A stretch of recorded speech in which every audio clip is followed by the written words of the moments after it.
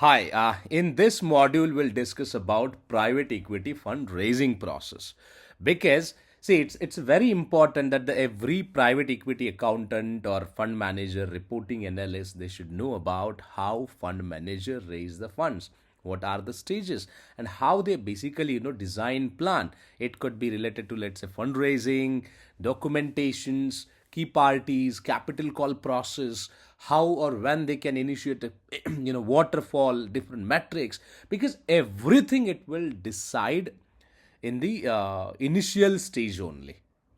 All right, so let's discuss about it, how things works. We'll start from the what is private equity fundraising process, because we have already discussed about what is private equity funds, how private equity fund works. But now let's talk about fundraising part. See, private equity fundraising is the process by which a fund manager, GP, basically, would be like fund manager, raises capital from investors like LPs, limited partners, to invest in a private companies, buyouts, growth capital, distress assets, or special situations. If I talk about key principle over here, investors commit capital. They do not pay everything upfront.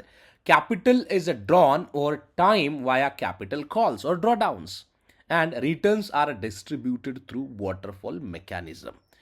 So this everything will discussed and define initially and even drafted as well, so that fund can follow the same and even investors will also follow the same.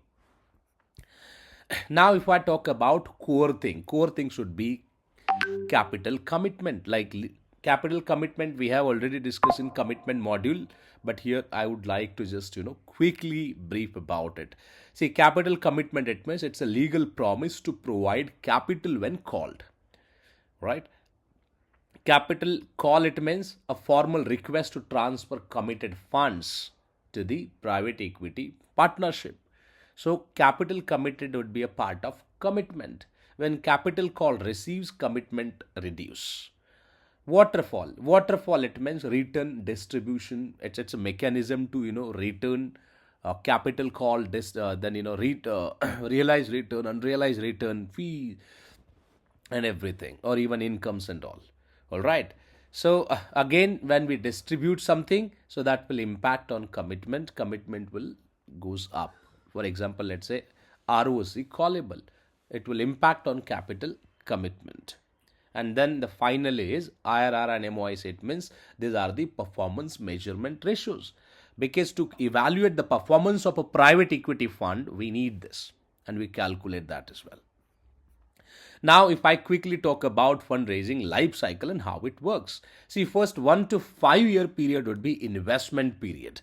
So in this particular stage, where fund manager can actively deploy capital through multiple capital calls, target portfolio companies, acquire them, and even growth, means in this particular phase your investment will grow.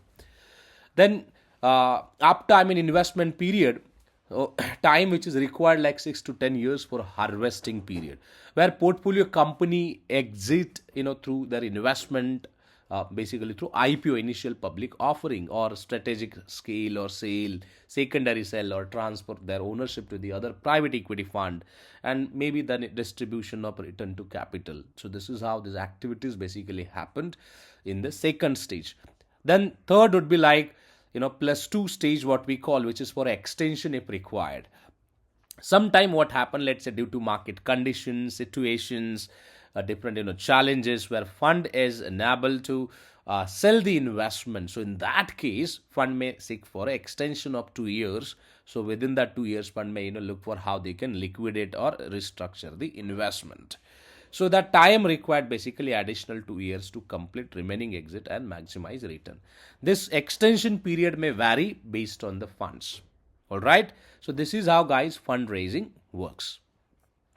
Now here look at the 7 core stages of P fundraising that you should know it. The first one is strategy and structuring, basically define fund blueprint. See what happened here, look at this. Fund manager basically decide, or GP decide, fund size, let's say 500 crore, 200 million ATC.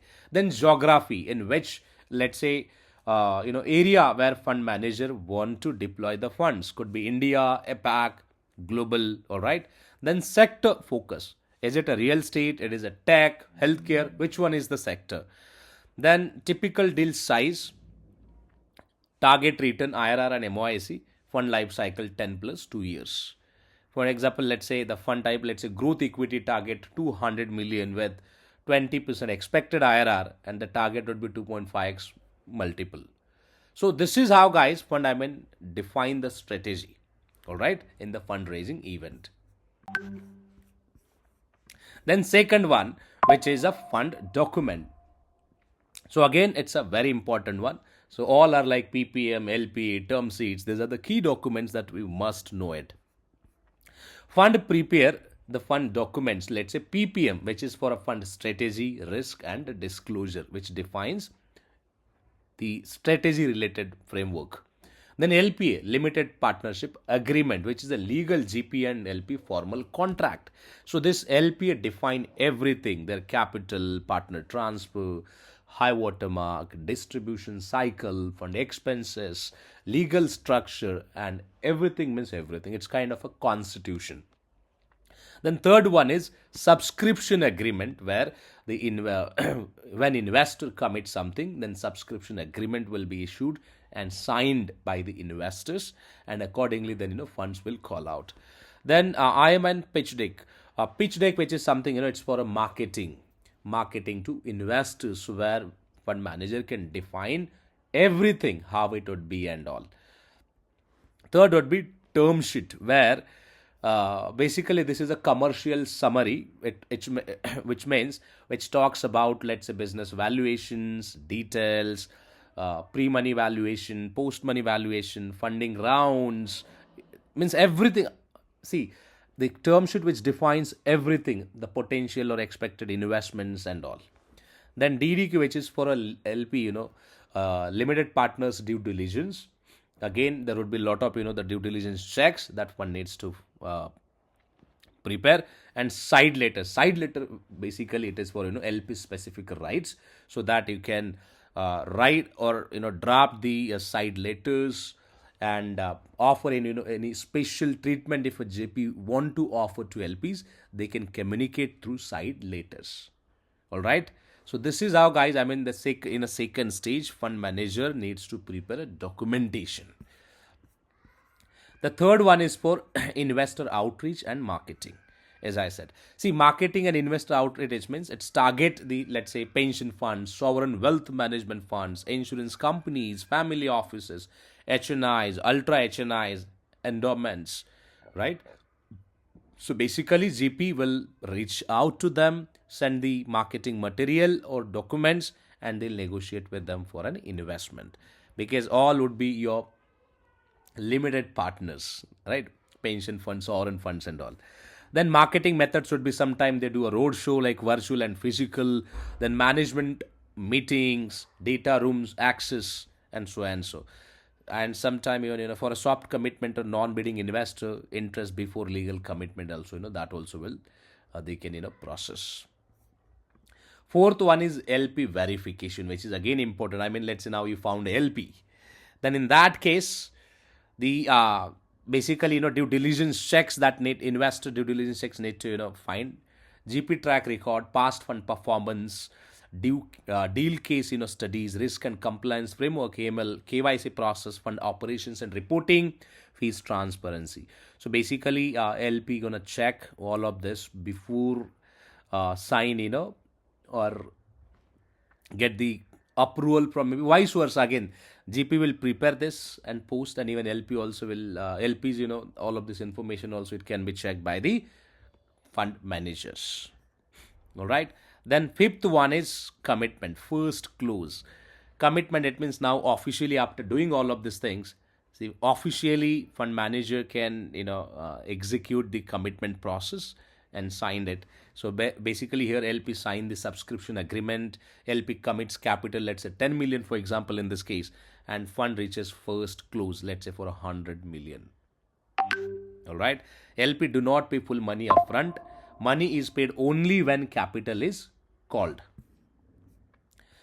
Then Sorry. Then the number 6, which is for a drawdowns, it means basically, guys, for a capital call. Again, this process also it will define, and as per that only capital call works. In a capital call process, what happened, where the GP identifies investment opportunity, then due diligence will be completed, investor committed capital approval will be seen, and then GP can initiate capital call notice to an or to LPs, limited partners. Then LP transfer actually funds to partnership, and then funds deployed to a portfolio companies. Capital call amount equal to LP commitment into call percentage. So that's how, guys, things works. And the final one is for a distribution, which is for exit process. See, distribution or exit, it means fund may try to sell the investments through different strategies. It could be IPO, initial public offering, strategic sell, could be secondary sell or buyback. So through this process, fund will execute the investment or sell the investments, and then fund will receive their money or exit proceed. Then accordingly, the waterfall will be scheduled for a return of capital, preferred return, catch up, and carried interest split. So this is how, guys, these are the the key steps which you should know it in details. Now in the next module, we'll discuss about the key parties, like who would be key parties in a private equity fund, so that you must know it. So let's see in next session.